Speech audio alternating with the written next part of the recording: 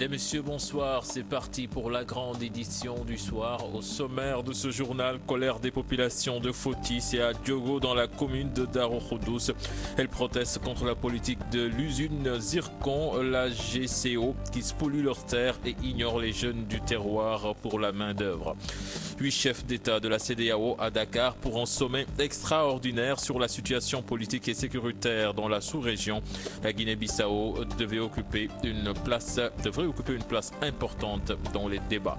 En sport, nous parlerons de basket avec la rencontre du ASFA, demi-finale comptant pour les playoffs chez les messieurs. Et puis à suivre le grand reportage en fin de journal qui s'est intéressé aujourd'hui aux bâtiments en menace de ruine qui inquiètent dans certains quartiers de Dakar. Malgré les efforts des autorités municipales, le problème reste entier. Voilà le sommaire de ce journal. Tout de suite, le développement.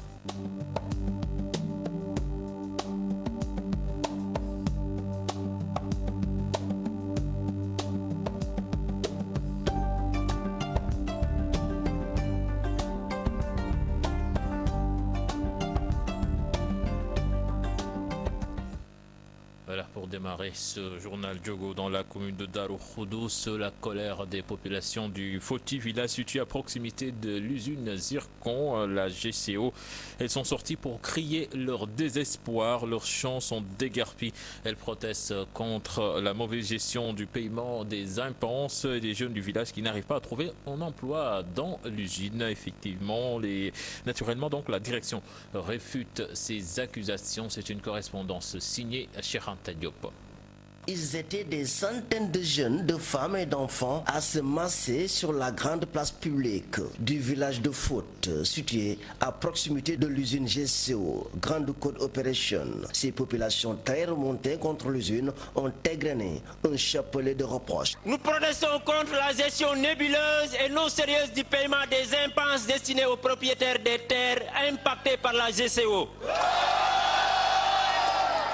Nous protestons contre l'ineffectivité de l'application de la loi sur la RSE dans la localité, alors que les prédateurs du zircon continuent quotidiennement à sucer et transporter en moyenne 15 wagons de plus d'une dizaine de tonnes chacun de Diogo au port de Dakar, bientôt près de 2 ans. Et ceci sans plan ou programme participatif de développement local inclusif pour les populations de la zone. Le directeur des ressources humaines de la GCO d'Aouredjan dégage en touche et déclare que l'entreprise a pris en charge toutes les questions sociales qui la lient à la communauté. La semaine dernière, ils étaient venus nous solliciter parce qu'ils organisaient une fête religieuse annuelle.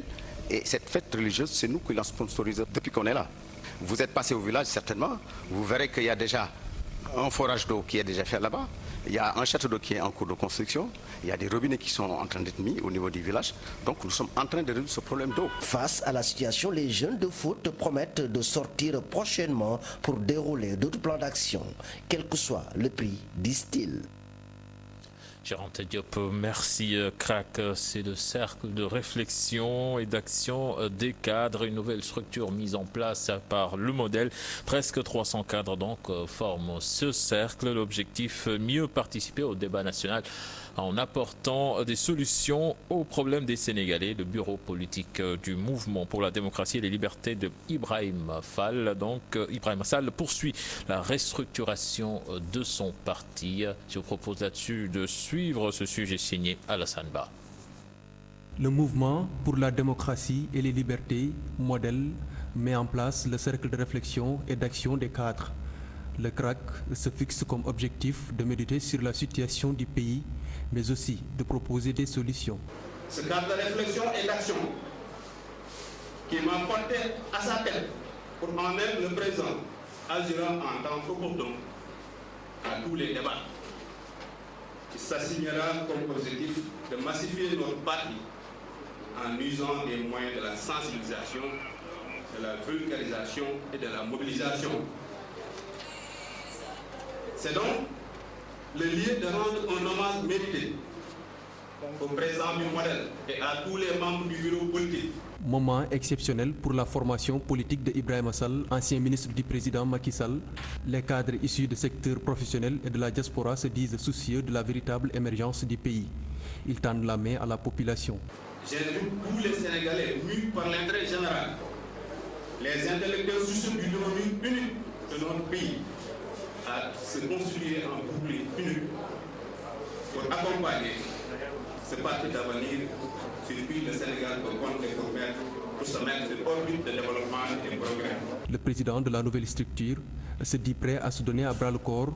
Objectif, réussir sa mission. L'amour que j'ai pour le Sénégal et le souci que j'ai pour son développement me donne la forte envie de vulgariser les idéaux du parti et de contribuer à la massification du mouvement pour la démocratie et les libertés, qui cristallise l'espoir de toute la population, lasse de subir les carences et les contre-valeurs qui caractérisent la plupart de nos hommes politiques. Le mouvement pour la démocratie et les libertés poursuit la restructuration de son parti.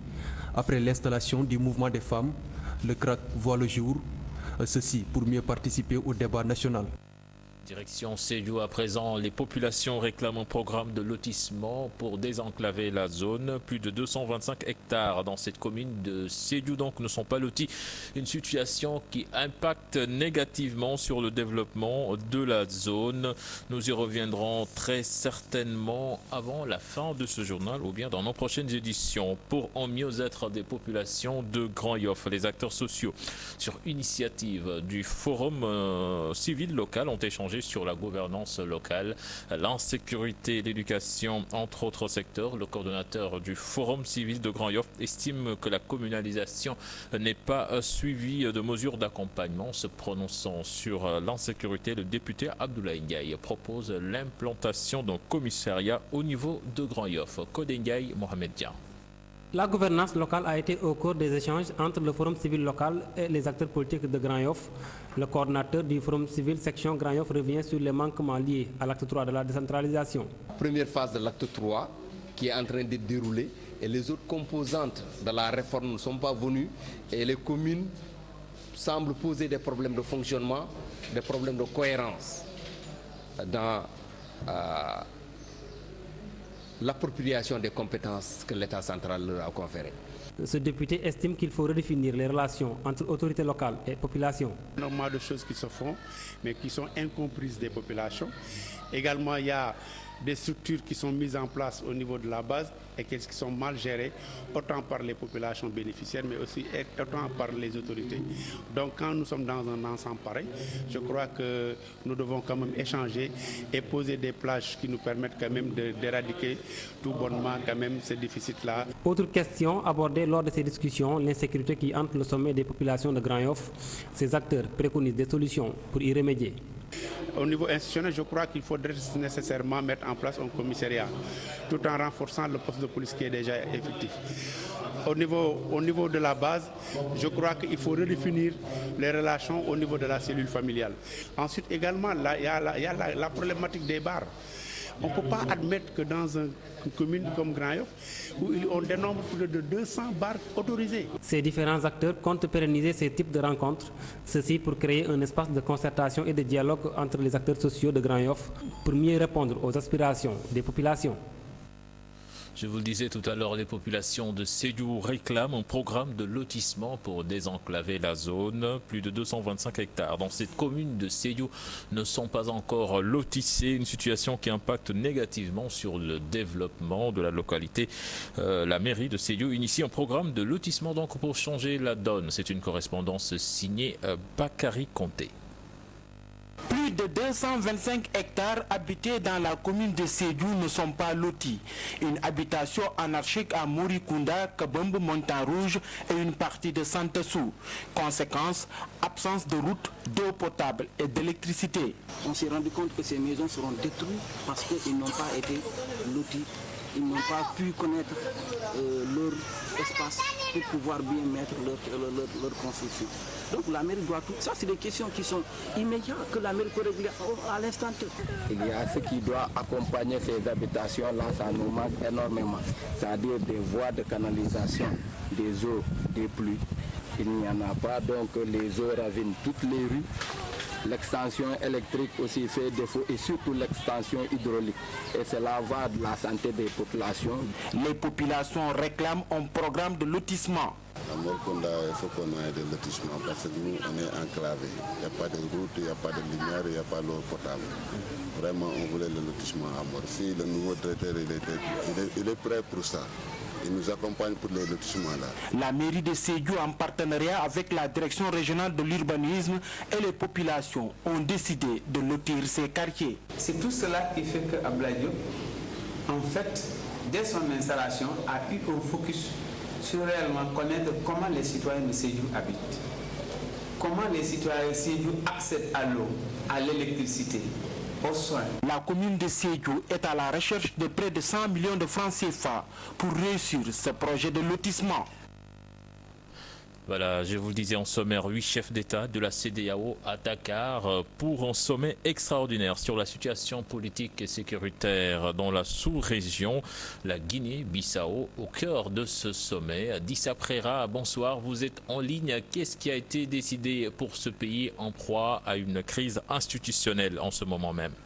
Voilà, bonsoir chef Diao, la session extraordinaire de la conférence des chefs de l'État et le gouvernement de la CEDEAO vient de finir. Il faut dire que les présidents de la CEDEAO ont pris des décisions assez importantes. Aujourd'hui, ce qui est sûr, c'est que la Guinée-Bissau va être soutenue. Macky Sall vient juste d'annoncer que la situation politique et sécuritaire de la Guinée-Bissau a été au centre des débats et pour cela, la session extraordinaire sur la conférence des chefs d'État a décidé et a donné un mandat au président de la République, actuel président de cette conférence qui est Macky Sall, de continuer les discussions au niveau avec tous les acteurs politiques de la Guinée-Bissau afin de trouver des solutions pour la paix et de la stabilité. Il a également demandé à ce que le mandat des troupes des Nations Unies actuellement basées à Bissau soit prolongé de 6 mois, c'est-à-dire de janvier prochain à juin ou juillet 2016. Généralement, c'est ce qu'on peut retenir de ce qui s'est passé ici, en ce qui concerne la Guinée-Bissau, mais il y a également d'autres sujets sur lesquels la conférence des chefs de l'État a discuté. Il s'agit entre autres des différents pays qui vont organiser des élections entre 2015 et 2016. Il s'agit de la Côte d'Ivoire, du Burkina Faso et du Bénin. Ces 3 pays également vont être soutenus par la conférence des chefs de l'État, voilà, pour que ces élections se passent bien dans la démocratie et dans la transparence. Parce que comme ils disent, après tout, il y a une vie avant les élections, mais également il y a une vie après les élections. Chef Diao, en résumé, c'est ce qu'on peut retenir ici au King Fahd Palace. Voilà, Dissa Prera, merci. Nous y reviendrons certainement dans nos prochaines éditions. La ferveur de la Tabaski commence à gagner les marchés sénégalais à moins de 2 semaines de l'événement. Au marché des HLM 5, tous les moyens sont bons pour attirer les clients, nonobstant la nuisance sonore que cela peut engendrer et qui n'est pas appréciée de tous. C'est un reportage signé à Chertidiane John et Mardia. À moins de 2 semaines de la fête de Tabaski, le marché des HLM 5 vibre au rythme des mégaphones et sonorisations.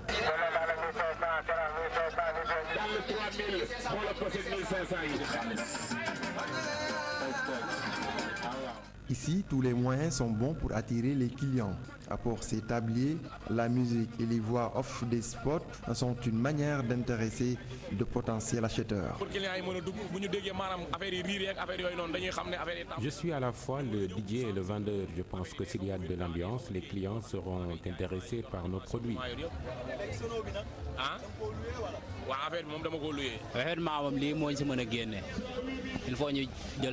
Avec l'animation, plusieurs clients viennent jeter un coup d'œil sur ce que nous vendons. Du coup, ils finissent par acheter nos articles.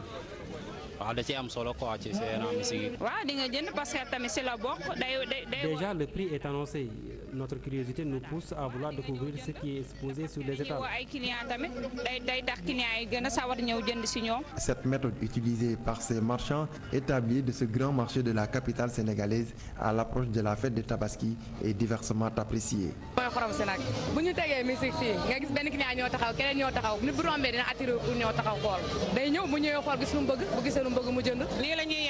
Tout le temps, c'est l'animation du matin au soir. Il y a beaucoup de bruit autour de nous, ce qui fait que je suis perturbé. Les marchands ne marquent une petite pause que pendant des heures de prière. Le marché des HLM, parmi les plus fréquentés de la capitale, offre un large choix de produits. Pour ses clients, cela justifie la grande affluence à une dizaine de jours de la Tabaski. À présent, le portrait du samedi qui s'intéresse à Zipra, où le rappeur non-voyant Serigne Abdul Khadr Mbeng, de son vrai nom, vit pleinement sa passion de la musique malgré son handicap. Son amour pour la musique hip-hop reste intact. Le rappeur Zipra donc a perdu la vue en 2000 au moment où il était en pleine promotion de son album, de son premier album. Il a rencontré nos reporters Ibou Diouf et Youssou Baro. Il a fini par convaincre certains férus du mouvement hip-hop sénégalais, Serigne Abdul Khadr Mbeng, plus connu sous le nom de Zipra. Il y avait que RTS ici comme télé, il y avait un dessin animé qui passait, qui s'appelait Esport Billy. Bon, il y avait un autre dessin animé qui était dedans qui s'appelait Zip, mais il était petit et il portait toujours des habits avec des capuchons et tout, quoi. Moi aussi je m'habillais comme ça, quoi. Donc quand je sortais avec le bol sur la tête, j'allais à Sandeka pour amener le déjeuner à mon père. Tout le monde, mes amis m'appelaient Zip, Zip, Zip. Certains disaient Zipra, Khal, c'est le diminutif de Khadr comme Abdou Khadr, quoi. Zipra fait partie des précurseurs du rap sénégalais, toujours passionné de la musique malgré son handicap. Mais sur la route de Blaise Diagne à Niartali, j'ai rencontré un gars qui s'appelait Aliou Touré, Rasta Baye Fall. Il m'a intégré dans le groupe Jotaay Number One. En 2000, on a sorti notre premier album solo qui s'appelait Mbir Mi Teel a Laaj. Quand on sortait l'album, je voyais, je n'avais pas perdu la vue. Mais quand on tournait notre vidéo aussi, je n'avais pas perdu la vie. Mais quand le clip est sorti, quelques semaines ou quelques mois après, c'est là où j'ai perdu la vie, quoi. Et c'était très difficile. Zipra mesure la complexité de la tâche, surtout quand il s'agit de la musique. Tu sais que la musique, d'abord, c'est l'écriture. Comme les gens, les handicapés qui sont comme moi, d'abord, moi, je n'écris pas. Je garde tout dans la tête, je crée tout dans la tête, je garde tout là-bas. Et après, le travail au studio, quoi. Le rappeur Zipra parle avec beaucoup de philosophie quand il évoque le vécu des non-voyants. Il faut éradiquer cette pensée, quoi, être comme tout le monde, parce que je dis que nous ne sommes pas des citoyens à part, mais des citoyens à part entière. Donc, il y a comme Pape Nia qui disait, c'est pas handicapé, mais handicapable. Parce qu'on peut faire beaucoup de choses qu'une personne bien portante ne peut pas faire. Dans la vie de tous les jours, comme dans sa musique, Zipra oublie rarement de prier pour son pays. Pour que la paix règne au Sénégal pour toujours. La paix règne au Sénégal pour toujours. Parce que c'est la paix qui est la base de tout, quoi. En attendant la sortie de son prochain album, Zipra vit sa vie, toujours proche des beats et d'autres sonorités.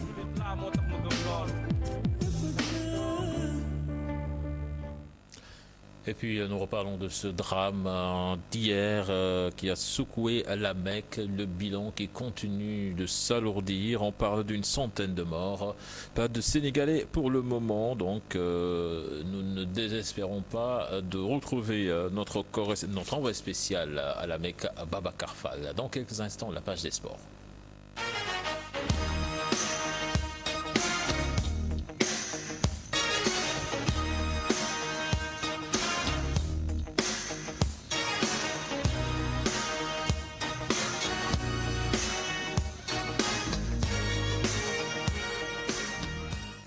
Je vous le disais en sommaire, les playoffs, les demi-finales des playoffs qui se jouent en ce moment même au stadium Marius Ndiaye.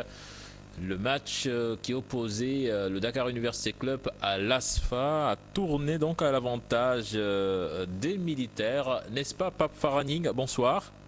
Bonsoir, Fertigane. C'est effectivement ça. Donc, mais un match de basket très faible, on peut dire, avec moins d'intensité. Peut-être c'est la trêve, donc causée par l'afro-basket masculin. Les joueurs n'ont plus l'habilité donc de marquer des paniers. Dans cette rencontre, c'est le seul panier primé. Donc c'est l'ASFA qui a remporté cette première demi-finale à l'est des playoffs, c'est les hommes. 42 à 31 sur Tidiane devant un maigre public, mais toutefois il y avait les supporters de l'ASFA qui donnaient de la voix. Peut-être les coachs, ce sont les adjoints de Certar, il y avait de l'autre côté Parfait Advivon. Selon lui, les joueurs ont manqué un peu d'intensité, mais les 11 points d'écart n'est pas un handicap par rapport au match retour. Mais pour l'autre coach qui est Raoul Toupane, 11 points c'est bien, mais il ne veut pas dormir sur le laurier, donc le match retour, tout reste à jouer, mais pour l'instant c'est l'ASFA qui gagne 42 à 31 Cheikh Tidiane. Voilà, merci Pape Faraning. Direction Ziguinchor, bras de fer entre l'ONCAV et l'ODCAV de Bignona. Motif évoqué, la somme de 3 millions de francs CFA. Les responsables de l'ONCAV sont accusés par ceux de l'ODCAV de n'avoir pas versé les 3 millions aux ASC du département de Bignona dans la période de 2005-2015.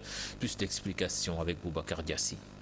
Vers un bras de fer entre l'ONCAV dirigé par Amadou Kane et l'ODCAV de Bignona. Car les responsables de cette structure de jeunesse ont donné un point de presse à Thionkessil pour déclarer qu'ils outrepassaient le veto de l'ONCAV sur leur décision de créer 2 structures de jeunesse.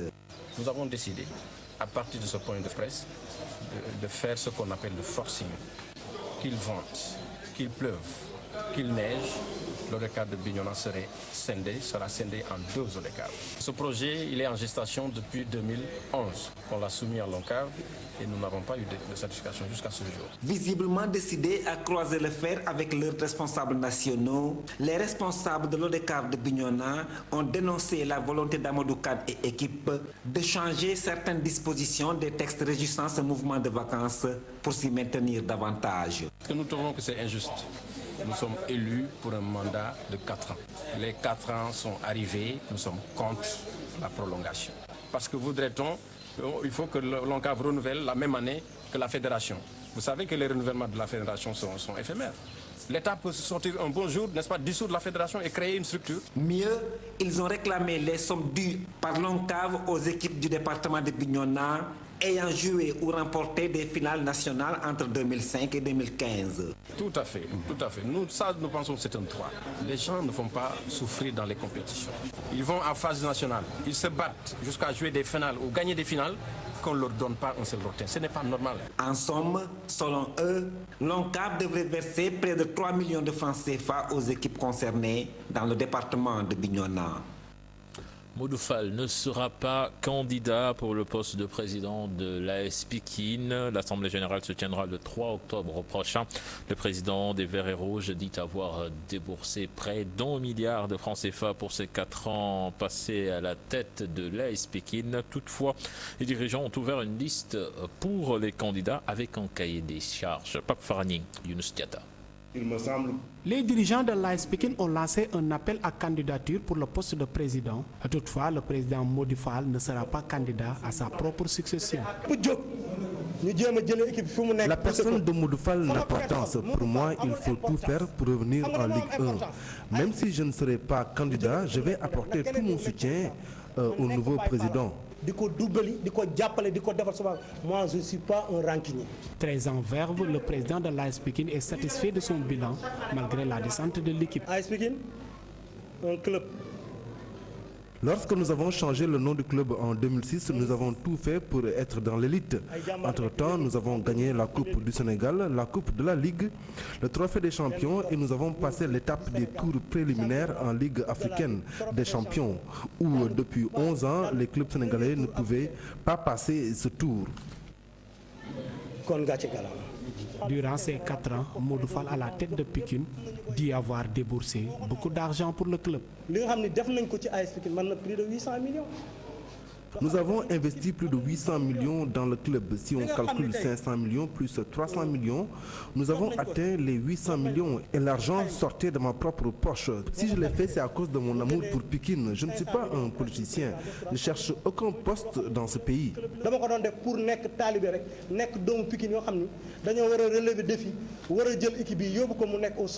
L'AS Pikine, relégué en Ligue 2, tiendra son assemblée générale le 3 octobre prochain.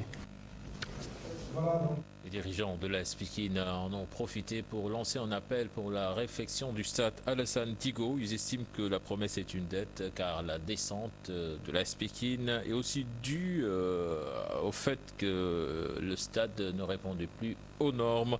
Je propose d'écouter Famara Soli, le secrétaire général du club, interrogé toujours par Younous Diatta et Pape Faraning. Depuis lors, les travaux n'ont pas démarré. En fait, l'entrepreneur qui est là, en l'occurrence M. Mbaye Faye, il me semble, si je vous invite d'ailleurs à une visite guidée au niveau du stade.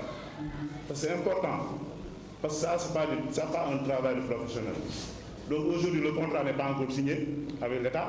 L'entrepreneur, il a commencé, il détruit, il fait tomber des murs. Donc on ne sait pas vraiment où aller. Donc nous profitons de cette occasion quand même pour dénoncer ça. Le président de la République avait donné des instructions fermes. Si l'AS Pikine est descendu en L2, c'est à cause, 60% à cause du stade. Parce que c'est le stade qui fait nos résultats. L'année dernière, lorsqu'on était champion, on a gagné tous nos matchs au niveau du stade Alassane Djigo. Et ce sera difficile aussi, même si nous évoluons en L2 aujourd'hui, une promesse doit être tenue. À présent, le grand reportage du samedi, Gueule Tapée face Colobane. Ces quartiers de Dakar ont la particularité d'abriter beaucoup de bâtiments en ruine. Des constructions qui cèdent sous le poids de l'âge, entraînant beaucoup de victimes. Les autorités municipales ont fini de montrer leurs limites face à la problématique. C'est un sujet donc réalisé par Mambiram Diouf et Atanarba. Le périple que nous avons fait, non pas dans le temps, mais dans l'espace, c'est pour pénétrer dans le monde des bâtiments qui menacent ruine et dont les stigmates sèment panique, psychose et désolation. Des bâtisses vieilles de plus de 50 ans sur le point de s'écrouler, plus d'une centaine à la Médina, où 5 maisons sont scellées. Rue 31, angle Blaise Diagne et 18, cette villa à 3 étages est vidée de tous ses occupants depuis des mois, excepté un seul homme, le propriétaire, qui ne sort presque jamais. Même frapper à sa porte lui laisserait indifférent.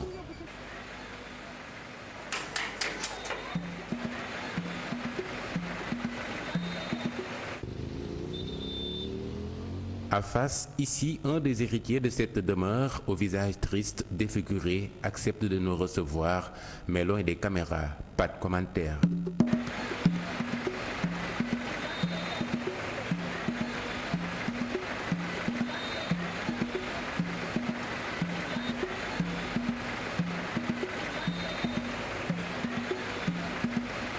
C'est dans des conditions extrêmement difficiles que vivent les occupants des maisons délabrées. Colobane, nous sommes à la rue 47, angle 40. xam nga booy jigéen sa soo fenn day taabu te foo dem caution 3 mois lañ lay wax mu metti lool loolu rek moo ñu fi bokk moo waral ñu féetale bagage yi nga xam ne moo gën a am danger puus nii di fi tëdd parce que metti na daal amuñu fu ñu dem ak bagage yeeg yooyu. Fii ñu ngi doon fay 25. Wow. Si elle respire très mal dans cette villa, c'est parce qu'un épisode malheureux s'y est produit le vendredi 4 septembre. Une partie du plafond dans cette chambre céda, la charge reçue par le vieux Lamine Silla, qui souffre d'un AVC âgé de 70 ans, entraînant une fracture au bras. Logé dans le site de recasement par la mairie de Gueule Tapée face Colobane, il y vit avec sa famille et ses enfants et ne veut apparaître nulle part. lundi ñu yóbbuwaat ko hôpital léegi démb xale yi yóbbu ko ba foofu ñu ne dañu waxoon joxe xaw ma 190 000 xaw ma lañ wax bu dul loolu duñ ko laaj fu jamono bi fu mu ne nii mu ngi fii toog amuñu. tey rek maa ngi wax tamit nag tabaski sax yàlla na ma yàlla baal te jéggal ma dama ko fàtte ndax problème bi waaw dama ko fàtte lekkuñu naanuñu añuñu lekk defuñu dara daal ñu ngi toog da xaar yàlla. La démolition de cette maison, seule solution salvatrice, le propriétaire dit prendre cela au sérieux. dañuy tëj pour daan ko ñu defar ko quoi jël nañ suñu matawaay. waaw. waaw xam naa si fan ñoom la ñuy xaar rek suñu génn rek ñu def jël ko. À face Colobane Gueule Tapée, on n'a pas une maison qui nous appartienne, donc on ne sait pas où loger les gens. Les écoles, c'est très dangereux en cette période-ci, il faut dire les choses telles qu'elles sont. L'ouverture des classes, c'est pour bientôt. Quand vous logez des gens dans des écoles, ils ne sortiront pas. Il n'y a pas une solution magique. C'est au cas par cas que les choses se font. Il faut simplement savoir que le maire doit les assister. il faut qu'il ait ce sens de la solidarité, du soutien de ses familles, souvent démunies. À la Médina, le danger plane de manière permanente sur ceux qui s'entêtent à vivre encore dans ces poudrières.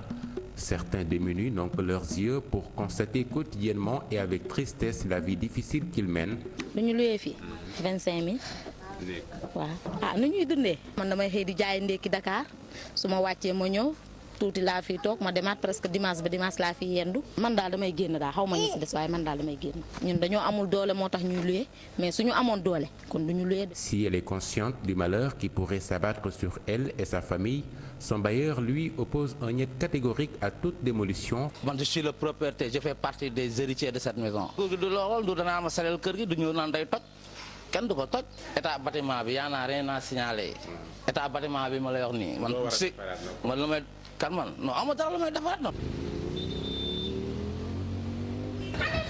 Rue 31 angle 28, un pont s'était affaissé il y a un mois. Les victimes étaient hébergées dans cette école, site provisoire trouvé par la mairie qui ne dispose toujours pas un digne de son nom. Le danger guette le voisinage, les enfants les plus exposés. doy waar rek ndax lii nii rek ku ko xool sa xel warul sax dal xal ñun ñu fi yeewoo rek suñu xel daluñ ci koñ bi rawatina xale yi di fi foowee bâtiment moom boo fi dëkkee ba xam ne lii wóoratu la da ngaa war a génn toxu. Au prochain conseil, je compte inscrire ce point sur l'ordre du jour. Que la mairie puisse au moins à la place des propriétaires réticents de démolir ces maisons qui menacent l'une. Parce qu'à tout moment, ces maisons peuvent s'effondrer et causer des dégâts dans l'environnement proche. Vous saviez que le cas de l'Europe, par exemple, là-bas, n'est-ce pas, tous les contrats de loyer sont enregistrés à la commune. On peut réglementer l'occupation, n'est-ce pas, des logements. Ce qui dit que nous allons prendre des mesures par rapport à ça et demander désormais que les propriétaires puissent enregistrer, n'est-ce pas, leurs contrats et limiter aussi les occupants, n'est-ce pas, ce qui au moins peut amoindrir les dégâts. L'œil de l'expert, c'est plutôt une sorte de mise en garde. Le plus souvent, quand il y a effondrement, les gens ils disent ça n'a pas été bien construit, on n'a pas respecté les normes, etc. C'est parfois vrai.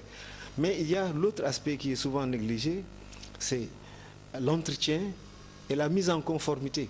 Refaire les travaux d'étanchéité qui posent souvent problème parce que beaucoup d'effondrements sont dus à un vieillissement prématuré des dalles. Des morts lors d'effondrements, il y en a eu dans le passé. Ne pas en rajouter sur la liste, c'est l'effort qui reste à faire et qui interpelle tout le monde.